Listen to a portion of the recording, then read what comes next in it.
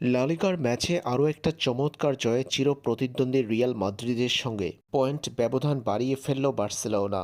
Real বেটিসের বিপক্ষে ৮ গোলে রুদ্ধশ্বাস ম্যাচে বার্সেলোনার জয় ৫-৩ গোলের ব্যবধানে। চমৎকার এই জয়ের মধ্য দিয়ে চিরপ্রতিদ্বন্দ্বী রিয়াল মাদ্রিদের সঙ্গে পয়েন্ট ব্যবধানটা আবারও তারা নিয়ে গেল ৪-এর ঘরে।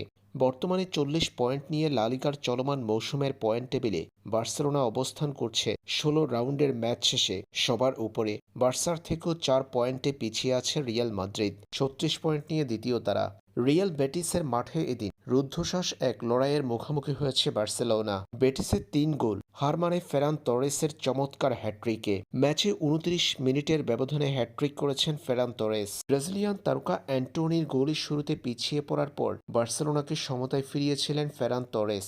ম্যাচের ১১ ও ১৩তম মিনিটে পরপর ২ মিনিটের ব্যবধানে জোড়া গোল করেন এই তারকা। এরপর প্রথমার্ধে ৩১তম মিনিটেই বার্সেলোনা এগিয়ে যায় ৩-১ গোলে। পরে প্রথমার্ধের শেষ অংশে ৪০তম মিনিটে হ্যাট্রিক পূর্ণ করেন ফেরান তোরেস।